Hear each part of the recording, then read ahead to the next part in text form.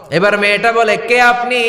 এই মরুভূমির মাঝখানে রৌদ্রের মধ্যে দাঁড়িয়ে দাঁড়িয়ে কথা বলেন, কে আপনি? ঘরে আসেন। সৈয়দনা ইব্রাহিম বলে, না, আমার পরিচয় দিব না, ঘরেও আসবো না। মেয়েটা বলে, আপনি যদি ঘরে না আসেন আমি কিন্তু রাগ করব। সুবহানাল্লাহ কোন। জোর করে ঘরে নিলেন, শরবত খাওয়ালেন, খেজুর খাওয়ালেন, রুটি খাওয়ালেন, মাংস খাওয়ালেন। সৈয়দনা ইব্রাহিমও চোখের পানি ছেড়ে দোয়া করলেন, ও মিয়া এটাও মাইয়া আগেরটাও। আহা, বেশ কম আসরা নাই। সৈয়দনা ইব্রাহিম মাথায় হাত বুলিয়ে দিয়ে দোয়া করলেন আর বললেন, তোমার স্বামী যখন বন থেকে ফিরে আসবে ফাকরাই আলাইহিস সালাম, তোমার স্বামীর একটা সালাম দিবা, আর বলবা ঘরের দরজার নতুন চৌকাঠ যেন জীবনেও না পাল্টায়। ইসলামিক লাইফ, জীবন গড়ুন কোরআন সুন্নাহর আলোকে। সৈয়দনা ইব্রাহিম ওনার ছেলে ইসমাইলরে দেখতে গেলেন। অনেক দিন পরে দেখতে গেলেন। ওই দিন বাড়িতে সৈয়দনা ইসমাইল বাড়িতে নাই, বনে গিয়েছে শিকার করার জন্য। বাড়িতে সৈয়দনা ইসমাইলের বিবি সৈয়দনা ইব্রাহিম ঘরের দরজার বাইরে থেকে সালাম দিয়ে বললেন, আসসালামু আলাইকুম। ভেতর থেকে কর্কশ গলায় একটা মেয়ে সালামের উত্তর দিয়ে বলল, ওয়া আলাইকাস সালাম। গলার মধ্যে কোনো মায়া নাই, মহব্বত নাই। জিজ্ঞেস করলো সৈয়দনা ইব্রাহিম, মা কেমন আছো? কাইফা হালুকি ইয়া উম্মি। মেয়েটা কয়, বেশি সুবিধার না। তোমাদের খাওয়া দাওয়া কেমন চলে? ভালো না। তোমার জামাই কই? বনে গেছে। এবার মেয়েটা বলতেছে, আমনে কেডা? সৈয়দনা ইব্রাহিম বলে, আমি কে চিনবা না? ইদা জা যাওজুকা মিনাল গাবা, স্বামী যখন বন থেকে ফিরবে ফাকরাই আলাইহিস সালাম, তোমার স্বামীর একটা সালাম দিবা। ওয়া মুরিহি আইগাইরা আতাবাতা বাবিহি, আর বলবা ঘরের দরজার নতুন ঘরের দরজার চৌকাঠটা যেন তোমার স্বামী পাল্টে দেয়। এই কথা বলে বুখারীর বর্ণনা। কিসের হাদিস? বুখারীর হাদিস। ইব্রাহিম চলে গেলেন। ইসমাইল আসার পরে বিবি বলতে আরম্ভ করছে, দুপুরবেলা একটা বুড়া আইছিল। বুড়া কে আইছিল? সৈয়দনা ইসমাইল বলে, কোন বুড়া আসছে? কি বলছে? বিবি বলে, আপনারে সালাম বলছে। ওয়া আলাইকুমুস সালাম। আর কি বলেছে? আর বলছে ঘরের দরজার চৌকাঠ যেন আপনি পাল্টে ফেলেন। এই কথা বলার পরে সৈয়দনা ইসমাইল চিৎকার দিয়ে বলে, ও কি করলি তুই? নিজের কপাল পুড়লি, নিজের কপালে নিজে কুড়াল মারলি। ও মিয়া, চোর বোঝে চোরের সিগনাল, পুলিশ বোঝে পুলিশের সিগনাল, নবী বোঝে নবীর সিগনাল, ঠিক কিনা? সৈয়দনা ইব্রাহিম যা বলছে ইসমাইল আলাইহিস সালাম ধরে ফেলছে। ডেকে বললে, এটা বুড়া না, এটা তোর শ্বশুর। এইটা আমার বাবা ইব্রাহিম খলিল। আমার বাবা যা বলেছে, সিগন্যালটা তো গ্রিন সিগন্যাল না, এটা তো রেড সিগন্যাল, এটা তো বিপদ সংকেত। আমার বাবা যা বলেছে এর মানে হলো তোরে যেন আমি তালাক দেই। Get out, get out, I divorced you. তোরে তালাক দিয়ে দিলাম। বাবার খুশির জন্য তালাক দিয়ে দিস। আপনার আব্বাও যদি আপনার বউরে এমনি তালাক দিয়ে ফেলতে বলে, দিবেন নাকি? আবার দিয়া ফেলেন, দিয়েন না, মুসিবত আছে। আপনার বাবাও বাবা, সৈয়দনা ইসমাইলের বাবা, ইব্রাহিমও বাবা, ঠিক কিনা? সৈয়দনা ইব্রাহিম মন গড়া কথা বলতেন না, আকাশ থেকে ওহী আসলে বলতেন।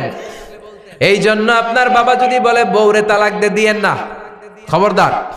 বাবারেও বুঝাইবেন, বউরেও বুঝাইবেন, ঘরে সংলাপ করবেন, সমঝোতা করবেন। আমাকে দুই নেত্রী সংলাপ করে না তো কি হয়েছে, আমরা সংলাপ করব, ঠিক কিনা? ঘরে ঘরে আমরা সংলাপ শুরু করব। মিলাই দিবেন, হ্যাঁ, বুঝাই দিবেন, বাবারও বুঝাবেন, বউরেও বুঝাবেন। তালাক দেওয়ার ইসলামী যে সিস্টেম, এটাকেও মেনটেন করলে পৃথিবীতে কোনো তালাকই থাকবে না। ডিভোর্স রেট একেবারে কমে যাবে। এখন ঘরে ঘরে তালাক, ঠিক কিনা? তালাক দেওয়ার সিস্টেম হচ্ছে পঞ্চম স্টেপে যে তালাক, পঞ্চম ধাপে। প্রথম ধাপ হচ্ছে ফাইদুহুন্না। বউয়ের সাথে ঝগড়া হইলে ফাইদুহুন্না, বউরে কক্সবাজার বেড়াইতে নিয়ে যাও, বসুন্ধরায় শপিং করে দিবা, নানিরে লইয়া ঘুরতে যাবেন, যমুনা ফিউচার পার্কে নানিরে বেনারসি শাড়ি কিনা দিবেন, কসমেটিক্সের বক্স কিনা দিবেন। এই জন্য বললো ফাইদুহুন্না। বেপরদায় চললে ওয়াজ করবেন, নসিহত করবেন। এই জন্য বউয়ের সাথে যদি ঝগড়া হয় তালাক না, ইসলাম প্রথমে বলছে ফাইদুহুন্না, ওয়াজ করেন, বুঝান, ঘুরতে নিয়ে যান, শাড়ি কিনে দেন।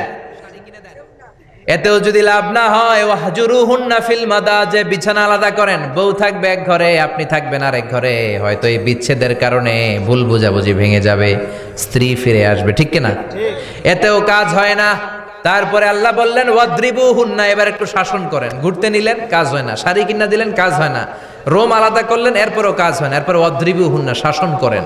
অনেকে এটার অর্থ করে বউরে পিটাও না, পিটানো না। বিশ্বনবী কোনোদিন বউয়ের গায়ে হাত দেয় নাই, ঠিক কিনা? এই অদ্রিব হুন্নার শাব্দিক অর্থ হলো পিটাও, কিন্তু পারিভাষিক অর্থ হলো স্ত্রীকে একটু শাসন করো। মুফাসসিররা এই আয়াতের তাফসীর করতে যে হয়রান হয়ে গেছে। অনেকে বলছে ছোট্ট কাঠি দিয়ে পিটাও, আর বলে এই কথা শোনো না কেন, দুইটা বাচ্চা হয়ে গেছে, 3টা সন্তান হয়েছে, এখন সংসার ভাঙতে চাও কেন? অনেক মুফাসসির বলে মেসওয়াক দিয়ে বাড়ি মারো আস্তে আস্তে। অনেক মুফাসসির কয় কোল বালিশ দিয়ে পিটাও যাতে হাত পা না ভাঙে। ঠিক কি না?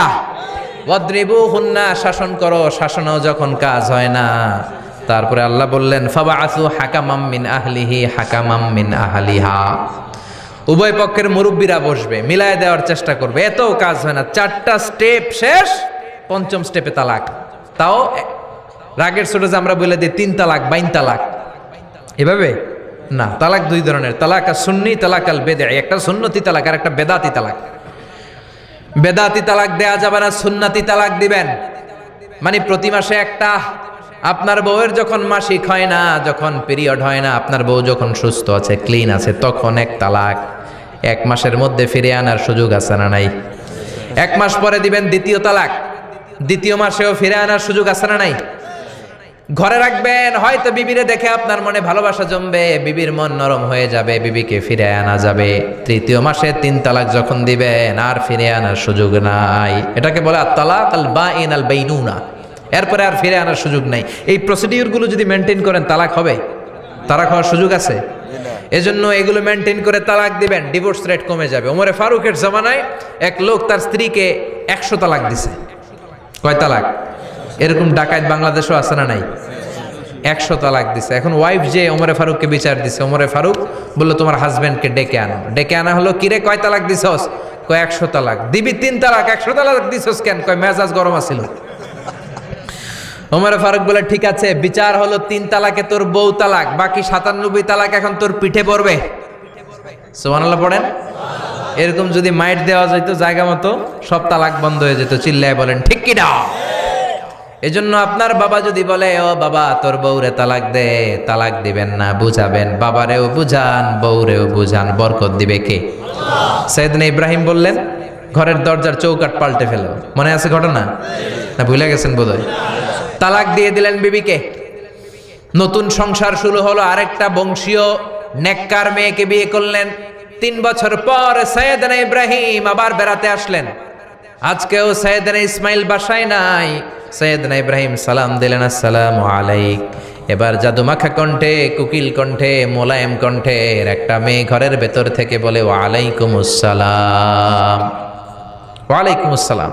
সাইয়েদনা ইব্রাহিম বললেন কাইফা হালুকি ইয়া উম্মি মা, কেমন আছো বলো বলো। মেয়েটা বলে আলহামদুলিল্লাহি আলা কুল্লি হাল, সব অবস্থায় আলহামদুলিল্লাহ। সুবহানাল্লাহ পড়েন। সংসার কেমন চলে? কয় খুব ভালো। খাওয়া দাওয়ার অবস্থা কি? কয় আরো ভালো। এবার মেয়েটা বলে কে আপনি? এই মরুভূমির মাঝখানে রৌদ্রের মধ্যে দাঁড়িয়ে দাঁড়িয়ে কথা বলেন, কেউ তো কোনোদিন আমাদের খোঁজ নিতে আসে না, কে আপনি? ঘরে আসেন। সাইয়েদনা ইব্রাহিম বলে না, আমার পরিচয় দিব না, ঘরেও আসবো না। মেয়েটা বলে আপনি যদি ঘরে না আসেন আমি কিন্তু রাগ করব। সুবহানাল্লাহ কোন। জোর করে ঘরে নিলেন, শরবত খাওয়ালেন, খেজুর খাওয়ালেন, রুটি খাওয়ালেন, মাংস খাওয়ালেন। সাইয়েদনা ইব্রাহিমও চোখের পানি ছেড়ে দোয়া করলেন, ও মিয়া এটাও মাইয়া আগেরটাও। আহা, বেশ কম আছে না নাই? সাইয়েদনা ইব্রাহিম মাথায় হাত বুলিয়ে দিয়ে দোয়া করলেন আর বললেন ইযা জাআ যাওজুক মিনাল গাবা, তোমার স্বামী যখন বন থেকে ফিরে আসবে, ফাকরাই আলাইহিস সালাম, তোমার স্বামীর একটা সালাম দিবা। ওয়া মুরিহি আন ইউসবিতা আতাবাতা বাবিহি, আর বলবা ঘরের দরজার নতুন চৌকাঠ যেন জীবনেও না পাল্টায়। চলে গেলেন। ইসমাইল আসলেন। বেবি বলল নুরানি চেহারার এক আল্লাহর ওলির মতো মুরব্বী লোক আসছিল। মুরব্বী আসছে শুনে ইসমাইল তো ভয় পেয়ে গেলেন। কিরে, আগে তো একটা ঘটনা ঘটছে, ঠিক কিনা? কেমন আচরণ করেছিস বল। বিবি বলে আপনি ভয় পাবেন না, আমি খুব ভালো আচরণ করেছি, আপ্যায়ন করেছি। তিনিও খুশি হয়ে আমার মাথায় হাত বুলিয়ে দোয়া করে দিয়েছেন আর বলেছেন ঘরের দরজার নতুন চৌকাঠ যেন জীবনেও আপনি না পাল্টান। সুবহানাল্লাহ। সাইয়েদনা ইসমাইল বিবিকে জড়িয়ে ধরলেন। বিবিকে জড়িয়ে ধরে বললেন ও বিবি, তুই তো পরীক্ষায় গোল্ডেন A+। কি A+? যেই মুরব্বী লোকটা এসেছিল সাধারণ কোনো মানুষ নয়, তোমার শ্বশুর আমার বাবা ইব্রাহিম খলিল। আমার বাবা যেই কথা বলে গিয়েছেন, যে ইঙ্গিত দিয়েছেন, এটা তো গ্রিন সিগন্যাল।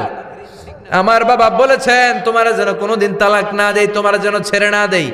এই যে তোমার হাতটা দুনিয়ার বুকে ধরলাম, জান্নাতে যেন তোমার হাত ধরেই দুজনে জান্নাতে ঢুকে যায়। এজন্য বাবা মায়ের দোয়ার দরকার আছে না নাই? মায়ের দোয়ার চেয়ে বড় দোয়া আছে নাকি? জোরে বলেন।